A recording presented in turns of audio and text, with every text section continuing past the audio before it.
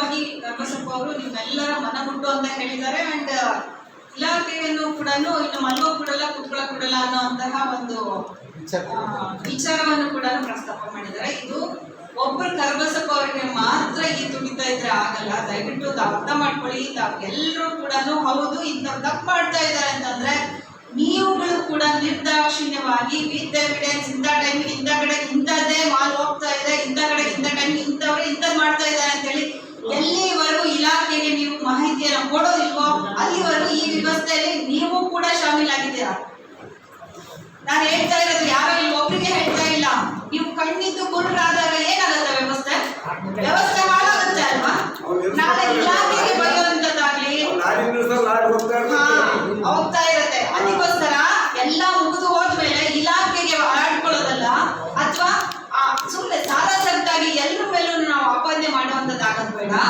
Particular ಆಗಿ ಯಾರೇ ಏನೇ ಮಿಸ್ಚೀಫ್ ಮಾಡಿದ್ದಾರೆ ಅಂತ ಅನ್ನೋದಾದ್ರೆ ದಯವಿಟ್ಟು ಈ ಒಂದು ಫೋರಮ್ ಅಲ್ಲಿ ನಾನು ನಿಮ್ಮೆಲ್ಲರಿಗೂ ಕೂಡ ಹೇಳುವಂಥದ್ದು ಇಷ್ಟನೇ, ತಾವು ನಮಗೆ ಮಾಹಿತಿಯನ್ನ ವಿತ್ ಆಲ್ ದ ಡಾಕ್ಯುಮೆಂಟ್ಸ್ ಕೊಡಿ. ಸುಮ್ಮನೆ ಯಾಕೆ ಅಂತಂದ್ರೆ ಏನಾಗುತ್ತೆ ಗೊತ್ತಾ, ಮೊನ್ನೆ ಒಂದು ಯಾವುದೋ ಕೇಸ್ ಆಯ್ತು ನ್ಯಾಮ್ತಿಯಲ್ಲೇ, ಹೆಸರು ಯಾವುದನ್ನು ನಾನು ಇಲ್ಲಿ ಹೇಳಕ್ ಇಷ್ಟಪಡೋದಿಲ್ಲ. ಒಂದು ಲೋಡ್ ಗಾಡಿ ಹೋಗ್ಬಿಟ್ಟಿದೆ, ಸವಳಂಗ ದಾಟಿದೆ, ಶಿಕಾರಿಪುರಕ್ಕೆ ಹೋಗ್ಬಿಟ್ಟಿದೆ ಅಂತ ಹೇಳೋದು. ನಾವು ಎದ್ದು ಬಿದ್ದು ಕುತ್ಕೊಳ್ಳೂ ಇಲ್ಲ ನಿಂತ್ಕೊಳ್ಳೂ ಇಲ್ಲ ಓಡಿಸಿದೆ. ವಿಶ್ವನಾಥ್ ಅವರೇ ಓಡಿದ್ರು. ಅಲ್ಲಿ ಹೋಗಿ ನೋಡಿದ್ರೆ ಒಂದು ಟಾಟಾ AC ಒಳಗೆ ಕಾಂಪ್ಲೆಕ್ಸ್ ಗೊಬ್ಬರ ಒಂದು 4-5 ಮೂಟೆನೋ 10 ಮೂಟೆನೋ ಎತ್ಕೊಂಡು ಅವರು ಸವಳಂಗದ ರೈತರು ತಗೊಂಡು ಹೋಗ್ತಾ ಇದ್ದಾರೆ. ಸೊ ಏನಾಗುತ್ತೆ, ಇಲ್ಲಿ ಏನಾಗುತ್ತೆ, ಏನಾಯ್ತು ಹೇಳಿ, ತೊಳಗ್ತದೆ ಗೊತ್ತಲ್ವಾ? ನಾವು ಕೂಡ ಟು ದ ಪಾಯಿಂಟ್ ಇರೋ ವಿಚಾರವನ್ನ ಪ್ರಸ್ತಾಪ ಮಾಡಿದಾಗ ಆ ಟೈಮ್ಗಳಿಗೆ ಇಲಾಖೆ ಕೂಡ ಕ್ರಮ ತಗೊಳ್ಳಿಕ್ಕೆ ಅವಕಾಶ ಆಗುತ್ತೆ. ಸುಮ್ಮನೆ ಅವ್ರದ್ದೇ ಆದಂತ ಏನೋ ಅವ್ರ ಅಸ್ತಿತ್ವ ಉಳಿಸ್ಕೊಳ್ಳೋಕ್ಕೋಸ್ಕರ ಏನೋ ಫೋನ್ ಮಾಡಿದ್ನ, ಏನೋ ಬಿಟ್ನ, ಏನೋ ಮಾಡಿದ್ನ ಈ ತರ ಮಾಡ್ತಾ ಹೋದಾಗ ಇಲಾಖೆಗಳಿಗೂ ಕೂಡ ಒಬ್ಬರ ಮೇಲೆ ನಂಬಿಕೆ ಉಳಿಯೋದಿಲ್ಲ. ಹಾಗಾಗಿ ಇದು ಒಂದು ಅನುಭವ, ಇದು ಆಗಿರುವಂತ ವಿಚಾರ ನಾನು ನಿಮ್ಮ ಮುಂದೆ ಪ್ರಸ್ತಾಪ ಪಡಿಸ್ತಾ ಇದ್ದೀನಿ. ಅಂಡ್ ಈ ವಿಚಾರ ಆಗಿದೆಯಾ ಇಲ್ಲ ಅಂತದನ್ನ ನೀವು ಆಮೇಲೆ ಬ್ಯಾಕ್ ಇಂಡಿಟರ್ ಚೆಕ್ ಮಾಡ್ಕೊಳ್ಳಿ. ಈಗ ರೈತರು ಎಲ್ಲಿವರೆಗೂ ಅವೇರ್ ಆಗಲ್ಲ, ನೀವು ಪ್ರಜ್ಞಾವಂತರ ಆಗಿಲ್ಲ ಅಂತಂದ್ರೆ ಹೌದ್ರಿ ನಾನು ವ್ಯಾಪಾರಿ, ನಾನು 200 ರೂಪಾಯಿ ಕೊಡೋ ಬದಲಾಗಿ ನನಗೆ 500 ರೂಪಾಯಿ ಕೊಡಿ ಅಂತ ಕೇಳ್ತೀನಿ, ನಾನು ವ್ಯಾಪಾರಿ. ನೀವು ಪ್ರಜ್ಞಾವಂತರ ಆಗ್ಬೇಕು, ನೀವು ಅರ್ಥ ಮಾಡ್ಕೋಬೇಕು. ಅಂಡ್ ಮೋರ್ ಓವರ್ ನನಗೆ ಗೊತ್ತಿರೋ ಹಾಗೆ ಇಲ್ಲಿ ಡೀಲರ್ಗಳು ಕೂಡ ಅಷ್ಟೊಂದು ಹಬ್ಬತನ ಇರೋರು ಇಲ್ಲ ಅಂತ ನಾನು ಭಾವಿಸಿದ್ದೀನಿ. ಅಕಸ್ಮಾತ್ ಆಗಿ ನೀವು ಇದ್ದೀರಾ ಅಂತ ಅನ್ನೋದಾದ್ರೆ definitely in future days you will be in trouble. ನಾನು ಇದನ್ನ ಯಾಕೆ ನಿರ್ದಾಕ್ಷಿಣ್ಯವಾಗಿ ಹೇಳ್ತಾ ಇದ್ದೀನಿ ಅಂತಂದ್ರೆ ತುಂಬಾ ಬೇಸರದ ಸಂಗತಿ. ಇಲಾಖೆಯವ್ರು ಏನ್ ಮಾಡ್ತಾ ಇದ್ರ ಅಂತ ಹೇಳ್ಬಿಟ್ಟು ನಾವು ಒಬ್ಬರ ಬಾಯಿಗೆ ಹೇಳ್ತಾ ಇದೀವಿ ಅಂದ್ರೆ ಇಷ್ಟನ್ನ ನಾವು ಕುತ್ಕೊಂಡು ಬದುಕಿ ಸತ್ತಂಗೆ ಕಂಡ್ರಿ. ನಾವು ಇವ್ರಿಗೋಸ್ಕರ ನಾವ್ಯಾಕೆ ಹೊಣೆಗಾರಿಕೆ ಎತ್ಕೋಬೇಕು? ನಮಗೆ ಹೆಂಗ್ ಬಂದಿದೆ, ನಮಗೆ ಯಾಕೆ ಬೇಕು ಅಷ್ಟ? ಫಸ್ಟ್ ಆಫ್ ಆಲ್ ನನಗೆ ಯಾಕೆ ಬೇಕು? ಆಗ ಒಬ್ಬೊಬ್ಬರದ್ದು ಲೈಸೆನ್ಸ್ ಕ್ಯಾನ್ಸಲ್ ಮಾಡಿಸ್ತೀನಿ, ಆಮೇಲೆ ಮಾಡಿ ವ್ಯಾಪಾರ. ಇದಲ್ಲ ನೀವು ಮಾಡಿದ್ದೀರಾ ಅಂತಂದ್ರೆ ನೀವು ಕುತ್ಕೊಂಡವರೇ ಈ ರೀತಿ ಕೆಲಸ ಮಾಡಿದ್ದೀರಾ ಅಂತ ಹೇಳ್ಬಿಟ್ಟು ನಾನು ಹೇಳ್ತಾ ಇಲ್ಲ. ಯಾರೋ ಒಬ್ನು ಮಾಡಿರ್ತಾನೆ, ಅಸೋಸಿಯೇಷನ್ಗೆ ಅದು ರಿಫ್ಲೆಕ್ಟ್ ಆಗುತ್ತೆ. ಅರ್ಥ ಆಯ್ತಾ? ಯಾರೋ ಒಬ್ನು ಮಾಡಿರ್ತಾನೆ ಆ ಕೆಲಸನ, ಆ ಒಬ್ನು ಮಾಡಿರೋದು ಇಡೀ ನಿಮ್ಮ ನ್ಯಾಮ್ತಿ ಅಂಡ್ ಹೊನ್ನಾಳಿ ಡೀಲರ್ಗಳ ಮೇಲೆ ರಿಫ್ಲೆಕ್ಟ್ ಆಗುತ್ತೆ.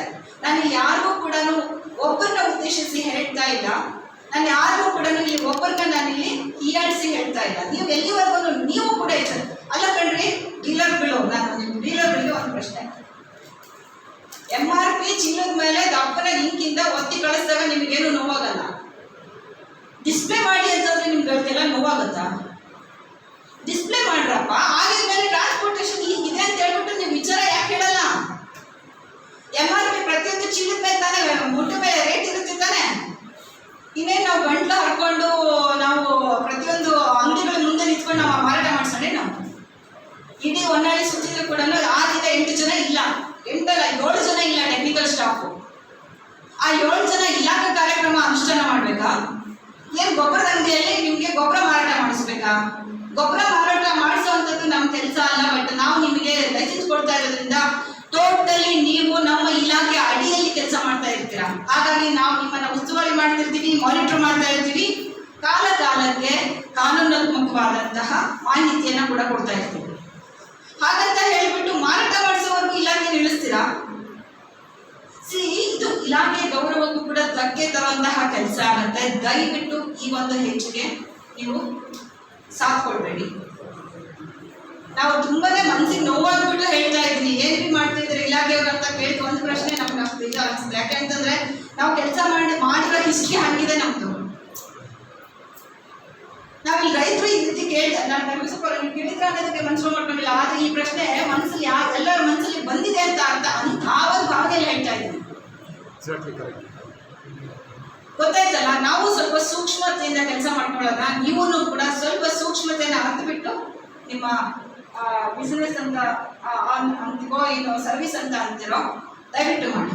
ಸೊ ಇವತ್ತಿಂದ ಒಂದು ಹೊಸ ಆರಂಭ ಅಂತ ಇಟ್ಕೊಳ್ಳಿ. ಆದ್ರೆ ನಾನು ನಿಮ್ಗೆ ಮತ್ತೊಮ್ಮೆ ಪುನರಾವರ್ತನೆ ಮಾಡಿ ಹೇಳ್ತಾ ಇದ್ದೀನಿ, ಎಲ್ಲೇ ಮಿಸ್ಚೀಫ್ ಆಗ್ತಾ ಇದ್ರು ಕೂಡ ದಯವಿಟ್ಟು ವಿತ್ ಆಲ್ ದ ಡೀಟೇಲ್ಸ್ ನಮ್ಮ ಇಲಾಖೆ ಕೊಡಿ. We are here. ನಾವು ಕ್ರಮ ತಗೊಳ್ತೀವಿ. ಕ್ರಮ ತಗೊಳ್ತಾ ಹೋಗಿದ ಕಾಲಕ್ಕೆ ನೀವು ಮಾತಾಡಿ. ಆದ್ರೆ ನಿಮ್ಮ ಕಂಪ್ಲೇಂಟ್ಸ್ಗಳು ತುಂಬಾ ಸ್ಪೆಸಿಫಿಕ್ ಆಗಿರ್ಲಿ. ನಾನು ಹೇಳಿದ್ನಲ್ಲ ಒಂದು ಕತೆ, ಈಗ ಕತೆ ಅಲ್ಲ, ಆಕ್ಚುಲಿ ನಿಜ ನ್ಯಾಮ್ತಿ. ಆ ನ್ಯಾಮ್ತಿ ಸ್ಟೋರಿ ಆಗಬಾರ್ದು. ಹಾಗಾಗಿ ಹೇಳ್ತಾ ಇದ್ದೀನಿ, ದಯವಿಟ್ಟು ಅರ್ಥ ಮಾಡ್ಕೊಳ್ಳಿ.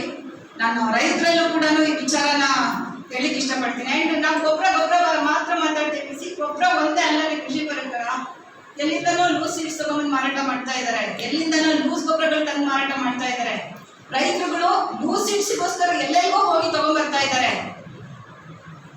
ಸೊ ರೈತ ಬರೀ ಗೊಬ್ಬರದಲ್ಲಿ ಮಾತ್ರ ಹೊಡ್ತಾ ತಿಂತಾ ಇಲ್ಲ, ಬೇರೆ ಬೇರೆ ಆಂಗಲ್ ಅಲ್ಲೂ ಕೂಡ ಇದ್ದಾವೆ. ನೀವು ಎಲ್ಲಿಯವರೆಗೂ ಎಚ್ಚೆತ್ತುಕೊಳ್ಳೋದಿಲ್ವೋ, ಎಲ್ಲಿವರೆಗೂ ನೀವು ಜಾಗೃತರಾಗೋದಿಲ್ವೋ ಅಲ್ಲಿವರೆಗೂ ನಿಮ್ಮನ್ನ ಮೇಲೆ ತಳ್ಳೋದಕ್ಕೆ ವ್ಯವಸ್ಥೆ ಕೊಡೋದಿಲ್ಲ. ಹಾಗಾಗಿ ರೈತರೆಲ್ಲರಿಗೂ ಕೂಡ ನಾವು ಪ್ರತಿ ಸರಿ ಹೇಳ್ತೀವಿ, ನೀವು ಬೀಜ ತಗೊಳ್ಳುವಾಗ ಸರ್ಟಿಫೈಡ್ ಸೀಡ್ಸ್ ತಗೊಳ್ಳಿ, ಟ್ಯಾಗ್ ಇರೋಂಥದ್ದು ತಗೊಳ್ಳಿ, ಬಿಲ್ ಇರೋಂಥದ್ದು ತಗೊಳ್ಳಿ. ಯಾಕೆ ಹೇಳ್ತೀವಿ ಹೇಳಿ? ನಾಳೆ ದಿನ ಏನೇ ಹಾನಿ ಆದರೂ ಕೂಡ ಕ್ಲೈಮ್ಸಿಗೆ ನಿಮ್ಗೆ ಅನುಕೂಲ ಆಗುತ್ತೆ ಅನ್ನೋ ಉದ್ದೇಶ.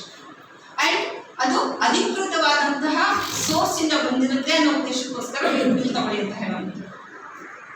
ನೀವು ನಿಮ್ಮದೇ ಆದಂತಹ ಬುದ್ಧಿವಂತಿಕೆಯನ್ನು ಉಪಯೋಗಿಸ್ಬಿಟ್ಟು ಈ ರೀತಿ ಬೇರೆ ಬೇರೆ ಏರಿಯಾಗಳಿಗೆ ಹೋಗ್ಬಿಟ್ಟು ಲೂಸ್ ಸೀಡ್ಸ್ಗಳನ್ನ ತಗೊಂಬರೋಂಥದ್ದು ಕೂಡ ನಾನಿಲ್ಲಿ ಗಮನಿಸಿದ್ದೀನಿ. ಹಾಗಾಗಿ ದಯವಿಟ್ಟು ಇದಾಗದೇ ಇರೋ ರೀತಿಯಲ್ಲಿ ನಾವು ಕೂಡ ಗಮನ ಹರಿಸಬೇಕು. ಆ್ಯಂಡ್ ನಮ್ಮ ಇಲಾಖೆಯ ಒನ್ ಆಫ್ ದ ವಿಂಗ್, ನಾನು ಹೇಳ್ತಾ ಇರೋದು ನಮ್ಮ ಇಲಾಖೆಯ ಒನ್ ಆಫ್ ದ ವಿಂಗ್. ನೀವು ಮಾಡುವಂತಹ ಕೆಲಸ ಇಲಾಖೆಗೆ ಡೈರೆಕ್ಟ್ ಆಗಿ ರಿಫ್ಲೆಕ್ಟ್ ಆಗುತ್ತೆ. ಸೊ ಹಾಗಾಗಿ ನಿಮ್ಮ ಕೆಲಸಗಳು ನಮಗೆ ತುಂಬಾನೇ ಡ್ಯಾಮೇಜಿಂಗ್ ಇರುತ್ತೆ ಕೆಲವೊಂದ್ಸಾರಿ. ಅದಾಗದೇ ರೀತಿಯಲ್ಲಿ ನಾವೆಲ್ಲರೂ ಕೂಡ ಕ್ರಮ ವಹಿಸಿ. ಆ್ಯಂಡ್ ಈ ಒಂದು ವಿಚಾರಗಳಿಗೆ ಸಂಬಂಧಪಟ್ಟ ಹಾಗೆ ನಾನು ರಿಕ್ವೆಸ್ಟ್ ಮಾಡ್ತೀನಿ, ನಮ್ಮ ಫರ್ಟಿಲೈಸರ್ ಡೀಲರ್ ಅಸೋಸಿಯೇಷನ್ ಅಧ್ಯಕ್ಷರು ಕೂಡ ಮಾತಾಡಬೇಕು. ಯಾಕೆಂತಂದ್ರೆ ಇಲ್ಲಿ ಬಂದಿರೋಂಥದ್ದು ಬರೀ ಇಲಾಖೆ ರೈತರ ಮಧ್ಯ ಅಲ್ಲ. ಸೊ ನಾವು ಕೂಡ ಇದರಲ್ಲಿ ಒನ್ ಆಫ್ ದ ಭಾಗಿ ಇರೋದ್ರಿಂದ ತಾವು ಈ ವಿಚಾರನ